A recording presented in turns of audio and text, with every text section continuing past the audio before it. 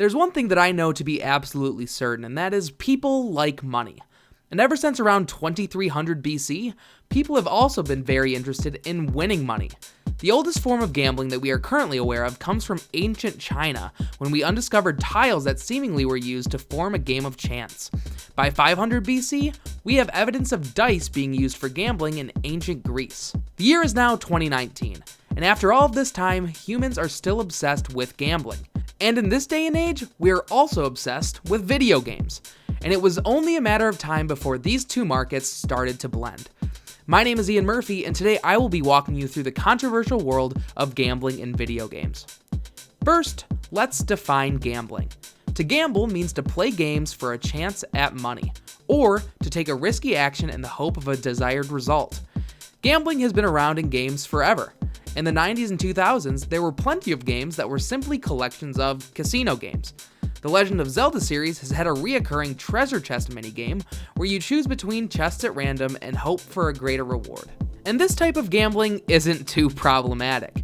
You really aren't at risk of losing anything, other than the in-game currency, which has absolutely no real-world value. For the longest time, gambling in video games was pretty innocent. But that all changed in 2004 when the Japanese version of MapleStory became the first title to offer what would be referred to as a loot box. In this game, you were given the option to play a virtual gashapon machine at the cost of 100 yen a play. This game could reward the player with a random in-game item, similarly to how a gashapon machine would dispense capsule toys in real life.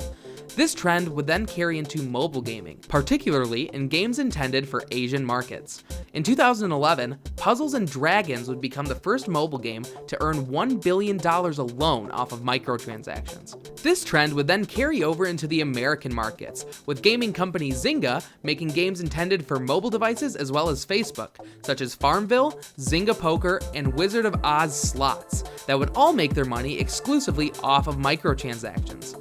It quickly became apparent that there was money to be made in a free-to-play, microtransaction-filled game, and AAA game studios quickly took notice of that.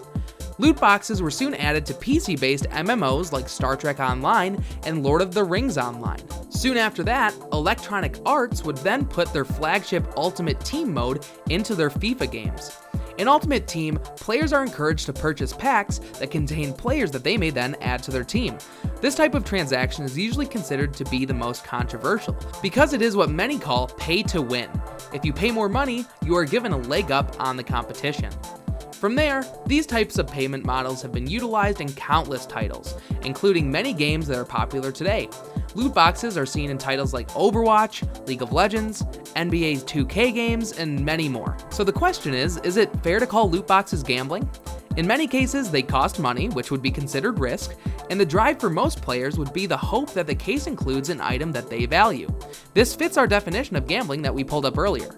Many of these games target the same impulse as traditional gambling does, but with one major difference. Plenty of the advertising is knowingly directed at children.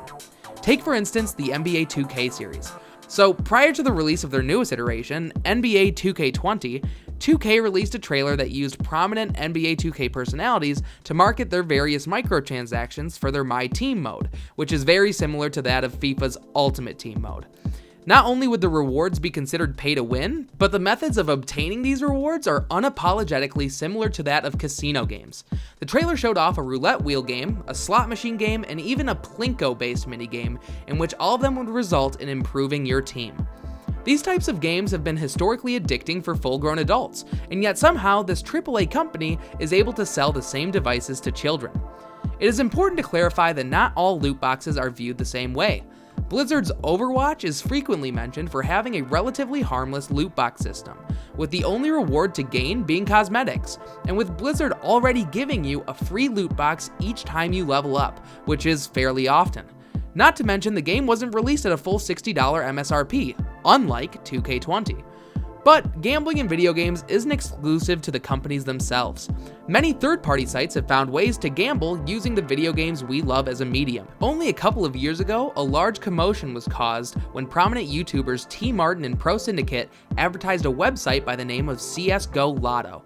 This website allowed users to throw in guns and knife skins into a pool and gamble them for the skins that the other users threw in. Your likelihood of winning would rise the more value that you contributed.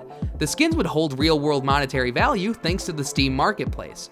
It would later be discovered that their videos showing their personal experiences were disingenuous, as they turned out to actually be the owners of this website. After settling with the FTC, they were let off the hook in a settlement order which required no immediate fines, but a potential penalty of up to $40,654 if they were ever to offend the FTC's new requirements based upon social media advertising.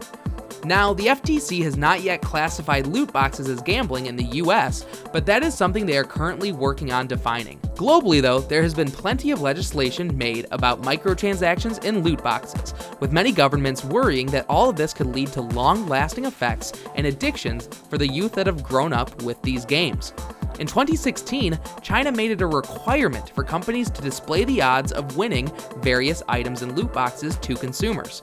In 2018, the Netherlands would make it illegal for games to sell items that would then be transferable to other players. And in the same year, Belgium would make moves against popular games like FIFA, Overwatch, Counter-Strike, and Star Wars Battlefront 2 for them to reshape their loot box system.